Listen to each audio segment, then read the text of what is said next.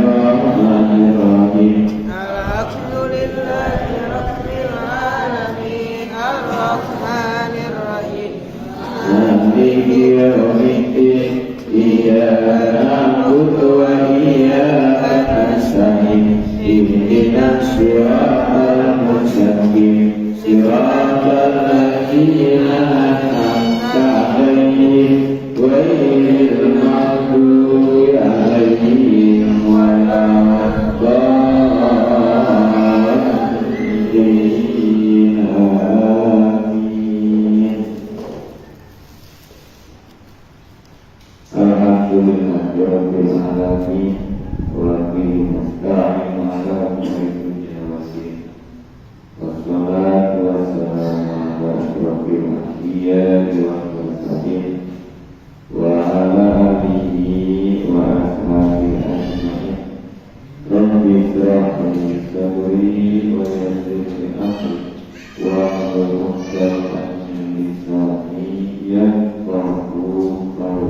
apa-apa. Ya ayyuhal kafirun usikum wa nafsi bitaqwallahi wa rahmatihi la'allakum tuflihun.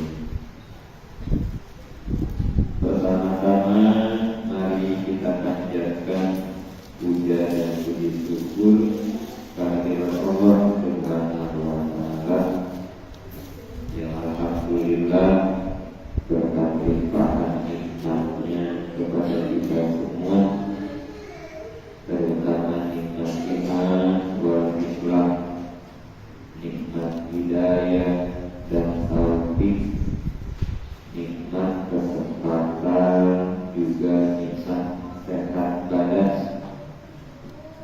Malam ini seperti biasa setiap malam Sabtu kita bersama-sama melaksanakan kegiatan riyadhah dalam arti melatih jiwa kita, hati kita, diri kita untuk bisa bertakwa, bermunajat, bertobat dan berdoa kepada Allah Subhanahu wa Ta'ala.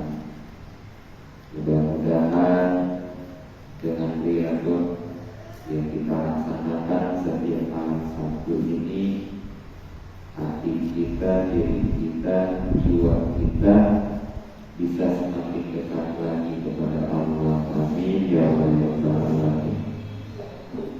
Salam dan salam semoga selalu bergerak limpahkan kepada baginda alam kita, Habibana wa Nabiyana Muhammad sallallahu alaihi wasallam, juga pada seluruh para keluarganya, sahabatnya, tabi'in dan seluruh umatnya yang setia mengikuti ajarannya.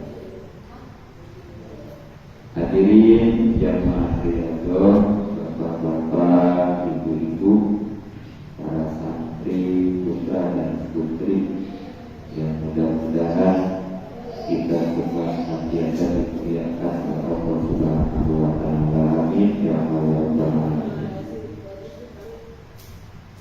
Alhamdulillah, saat ini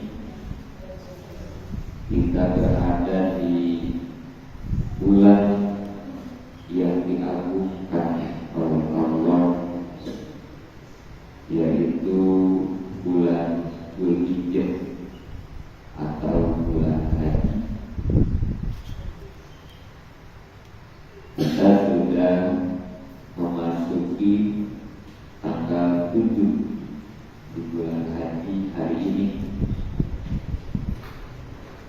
Berbahagia dan beruntung kepada saudara-saudara kita yang tahun ini diberikan rezeki milik nasib dan hisab,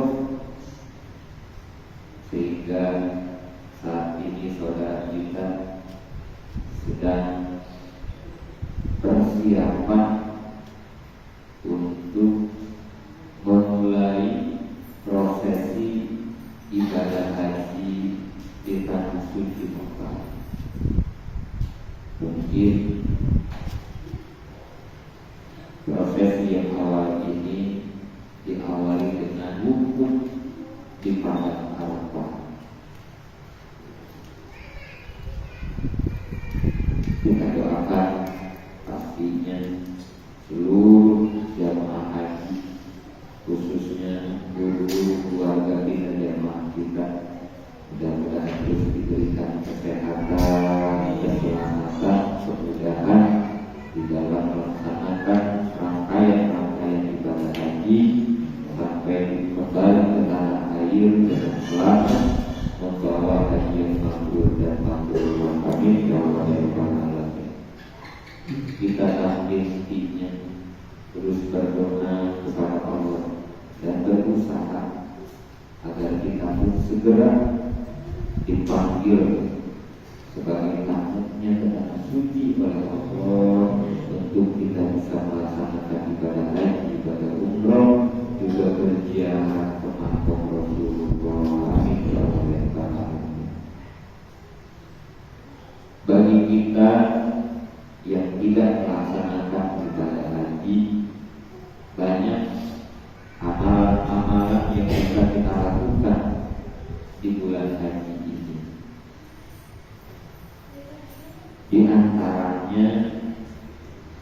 besok tanggal 8 Haji kita disunahkan puasa sunat tarwiyah. Jadi besok hari Sabtu kita niatkan bersama-sama untuk puasa sunat tarwiyah. Kemudian di hari Ahadnya, hari Minggu, kita puasa lagi, disebutnya puasa sunat Arafah. Yang rajin mungkin dari tanggal 1 Haji udah puasa 1, 2, 3 dan seterusnya. Bagi kita yang kemarin tidak sempat, besok paksakan untuk bisa puasa sunat tarwiyah. Kalaupun besok belum bisa, usahakan di hari Minggu kita puasa sunat Arafah. Keistimewaan dan fadilannya sudah tidak usah dibicarakan, sangat besar dan agung pahala puasa sunat tarwiyah dan Arafah.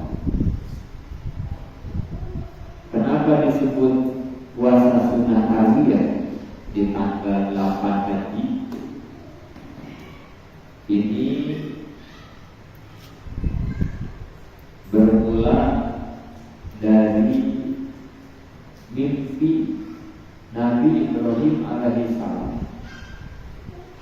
Di dalam Quran sudah maklum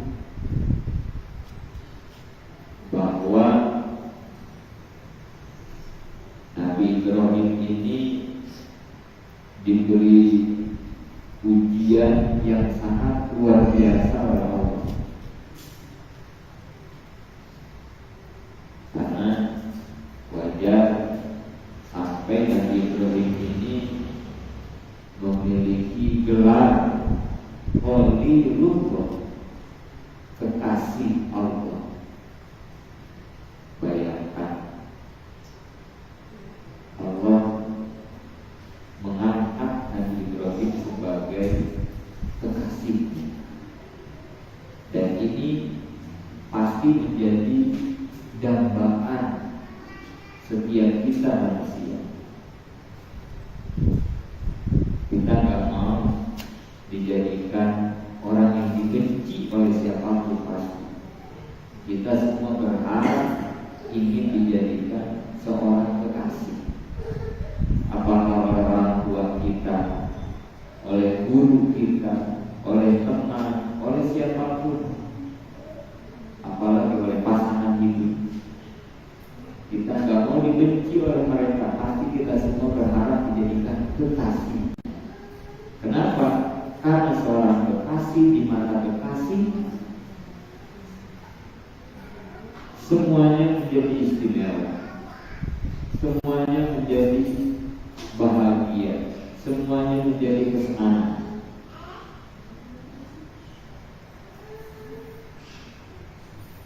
Hidup dengan kekasih gak ada cerita sengsara, tidak ada. Gelap-gelap, dingin-dingin pun, banyak nyamuk pun, di pinggir sampah yang bau pun, kalau berada di samping seorang kekasih, semuanya menjadi indah. Dunia terasa milik berdua, ramai mantap. Begitu Mas Lima. Sama kopi, gak ada kopi. Maka segera memiliki kekasih Mas Lima. Karena ada satu lagi siap dibikin buat Mas Lima sama Mas Sidin. Ya, ada satu lagi. Tapi kalau kita hidup menjadi orang yang dibenci, walaupun rumah mewah dengan fasilitas serba lengkap, kendaraan banyak, uang tidak terhitung.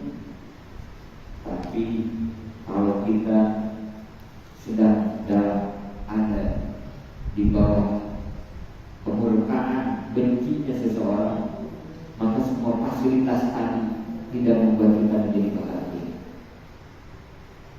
Maka ini betapa tidak usah dibahas bagaimana indahnya menjadi seorang kekasih, apalagi yang menjadikan kita kekasihnya adalah Allah Sang Maha Rahman, Sang Maha Rahim, yang kasih sayangnya tidak ada batas, yang kasih sayangnya tidak perlu pamrih dan balasan. Kita sadar kita sangat berdosa, kita hamba yang tukang maksiat. Pernah kita merasakan Allah menghentikan kasih sayangnya kepada kita? Belum. Begitu banyak nikmat yang tanpa diminta Allah berikan kepada kita, padahal kita bukan kekasihnya. Bagaimana dengan seorang hamba yang sudah diposisikan oleh Allah sebagai kekasihnya, sudah tidak bisa dibayangkan kenikmatan dan keindahan. Itulah Nabi Ibrahim alaihissalam, Khalilullah, sang kekasih Allah. Tapi tidak mudah sampai ke tingkat itu, mencapai maqam itu. Dalam Quran Allah menjelaskan, wa ijibtala Ibrahim rabbuhu bikalimati fa atammahunna. Begitu banyak bertubi-tubi saling berganti ujian-ujian yang datang kepada Nabi Ibrahim alaihissalam.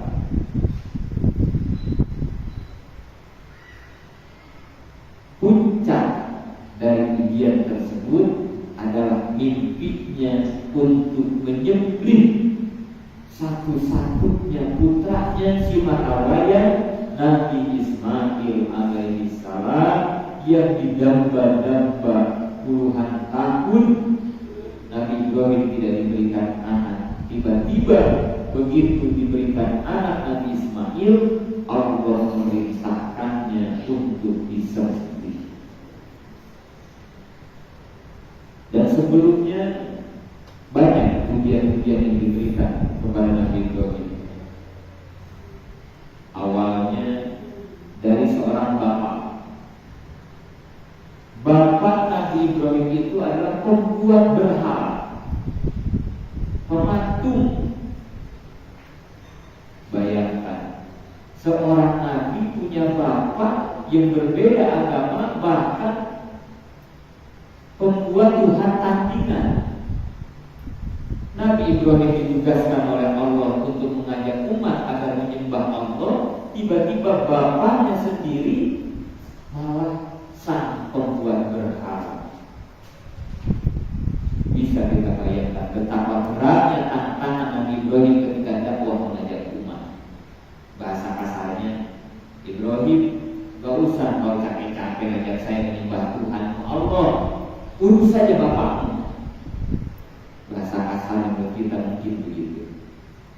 Artinya boro-boro mendapatkan dukungan dari seorang ayah, malah ayah yang bersegera jalan secara akidah dengan sang anak Nabi Ibrahim alaihissalam. Dan banyak-banyak lagi ujian yang diberikan oleh Allah kepada Nabi Ibrahim. Ketika Nabi Ibrahim mendapatkan mimpi, diperintahkan menyembelih anaknya Nabi Ismail, itu terjadi di malam tanggal 8 Haji, malam ini.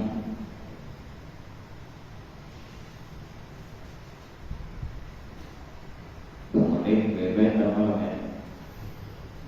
Kalau mimpi yang aneh gitu ya, kemudian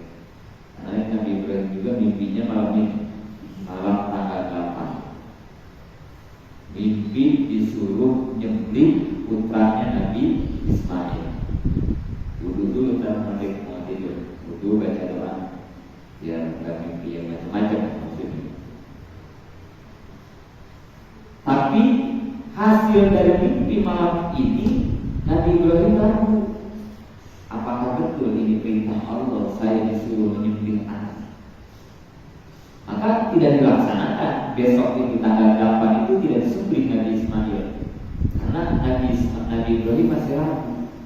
Maka dari bahasa Arab ragu itu disebutnya tarwiyah. Tarwiyah itu artinya ragu-ragu. Jadilah syariat sekarang besok puasa sunnah disebut dengan puasa sunnah tarwiyah. Malam dan hari yang ragu-ragu. Ragu-ragu apa? Ragu-ragu Nabi Ibrahim menerima perintah menyembelih putranya. Besoknya malam ke-9 mimpi lagi. Sama mimpinya dengan malam tanggal 8. Perintah ini adbahuka. Aku ayah disuruh menyembelihmu. Nah, di malam ke-9 besok Nabi Ibrahim mulai yakin ini pasti datang dari Allah, bukan dari setan. Maka disebutnya bahasa Arabnya Arafah. Arafah itu dari Arafah, ma'rifah, yakin, tahu Arafah itu. Jadi yakin sudah. Makanya puasanya disebut puasa sunnah Arafah. Yakin. Setelah yakin itu barulah Nabi Ibrahim menyampaikan hasil mimpinya kepada putranya Nabi Ismail alaihissalam. Di Quran dikatakan Nabi Ismail dipanggil kemudian ditanya oleh Nabi Ibrahim, ya abadi, wahai Nabi Ibrahim, wahai anakku, malam tadi inni adbahuka, aku bermimpi bil mana inni adbahuka, di dalam mimpi ayah diperintahkan untuk menyembelihmu. Maka lalu kata Nabi Ibrahim, bagaimana pendapatnya tentang mimpi ayah ini? Apa jawaban Nabi Ismail? Ya abatin al mazatukma. Wahai ayah, kalau itu memang menjadi perintah Allah, if'al, laksanakan ayah, lakukan ayah. Sajiduni minas sabirin, kau akan mendapatkan aku sabar menerima perintah Allah ini, wahai ayah. Luar biasa. Dari ayah yang soleh melahirkan pula anak yang soleh. Karena doa Nabi Ibrahim sebelum mendapat Nabi Ismail itu, Rabbi habli minas sholihin, ya Allah berikanlah kepadaku anak yang soleh. Maka diberilah Nabi Ismail. Bukti kesolehannya bayangkan, mau dipotong, mau disembelih sama bapaknya. Apa jawabannya? If'al, laksanakan ayat. Sajiduni minas sabirin, insyaallah minas sabirin, aku akan sabar ayat. Mungkin kalau anak kita dibilang mau dipotong sama kita, mau disembelih sama kita, bisa salah kedaku kayaknya anak kita. Ambil golok duluan. Jangan bapak memotong saya, bapak yang duluan saya potong. Kalau kita jangan mau disembelih, disuruh nanti aja, disuruh sholat, anak kita merengkel kalau dibilang. Baru perintah yang ringan, apalagi seperti Nabi Ibrahim kepada Nabi Ismail. Omongannya kita yang bergolong anak kita. Ayo dapat yang ribut sama saya, segala memotong saya. Nah, ini pentingnya memiliki anak yang soleh. Namun anak soleh tidak lahir dari orang tua yang tidak soleh. Buah jatuh tidak jauh dari pohonnya.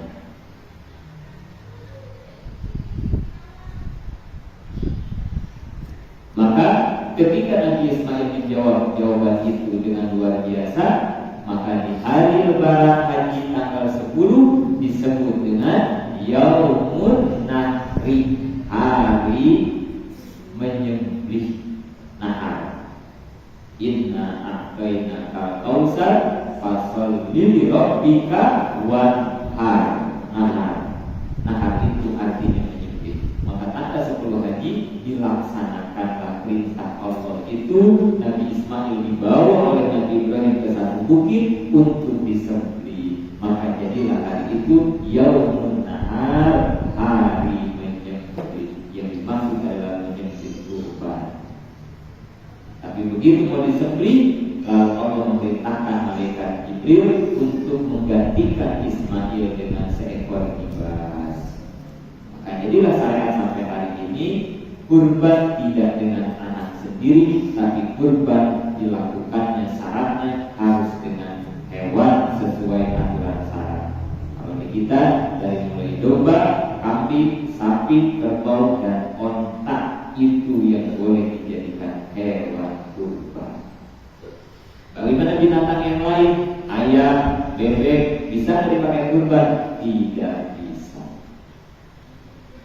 Namun sebagian ulama menyatakan saking penting-pentingnya berkurban di hari raya Idul Adha, bagi yang tidak punya kambing, tidak punya uang untuk beli domba, sapi, dan yang lainnya, binatang apapun yang kita miliki di rumah silakan dipotong, tidak apa-apa, dalam rangka mengagungkan supaya mendapat pahala juga mengagungkan kurban Idul Adha. Karena punya bebek, potong bebek nanti tanggal 10.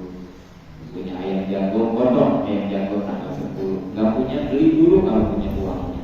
Disembelihnya tanggal 10. Tanggal 10. Lalu dari disembelih bawa ke sini cor, ya. Kalau dipotongnya nggak apa-apa di rumah cor, tapi kalau dipotong bawa ke sini, kita lewat barang di sini. Atau nggak punya uang buat beli entong pun, ayam pun emang nggak punya milik, maka kata ulama bertakbirlah di hadapan hewan yang memang hewan itu layak dipakai kurban. Saking penting-pentingnya kurban. Kenapa? Karena pada hakikatnya semua hewan yang layak dikurbankan di hari Idul Adha itu semua berharap disembelih. Semua binatang yang layak dikurbankan sebetulnya hakikatnya minta ke Allah supaya disembelih, dipotong di hari raya Idul Adha itu. Maka kalau ada yang tidak dipotong, dia sirik sama teman-temannya yang disembelih. Karena dia sirik, dia ngomong, "Atuh, walaupun saya kagak disembelih, takbiri atuh saya," gitu, untuk menghibur dia. Jadi kalau yang nggak punya uang, dari kandang kambing, kandang kebo, siapa aja lah main dari situ, baca takbir tuh di depan kebo, di depan kambing, takbirin gitu. Manja dan takbirannya dari tangkap KRW ini ada orang gila baru dan takbiran di kandang kebo misalnya. Takbir dia senang. Tadi begitu, nanti saya kali potong takbiri, nanti saya gitu. Karena pada hakikatnya semua binatang yang layak dipotong semua ingin disembelih untuk dikurbankan di hari raya Idul Adha. Itu mungkin jamaah berkenaan pas besok kita akan memasuki hari Tarwiyah dan kita berada di bulan haji saat ini. Saya mengingatkan khusus untuk diri pribadi, umumnya kepada kita semua yang hadir, untuk bisa mengisi berbagai amalan yang bisa dilakukan di bulan haji. Niatkan besok puasa sunnah Tarwiyah, hari Minggu puasa sunnah Arafah, yang punya milik hari Seninnya kita membeli hewan kurban untuk dikurbankan, minimal satu keluarga 1 ekor. Syukur-syukur kalau di keluarga ada 5 kepala, maka 5 ekor kalau kita punya milik. Kalaupun tidak, paling tidak 1 ekor mewakili dari keluarga kita. Kalau tidak bisa seperti tadi, apa aja binatang yang punya disembelih. Kalau tidak bisa, silakan kita bertakbir di hadapan binatang yang memang layak dikurbankan secara fikih, secara syariat. Mudah-mudahan Allah berikan rezeki kepada kita. Lanjutkan. dengan bermunajat, berdoa bersama-sama. Namun sebelumnya kita baca Fatihah terlebih dahulu, kita doakan ambil kubur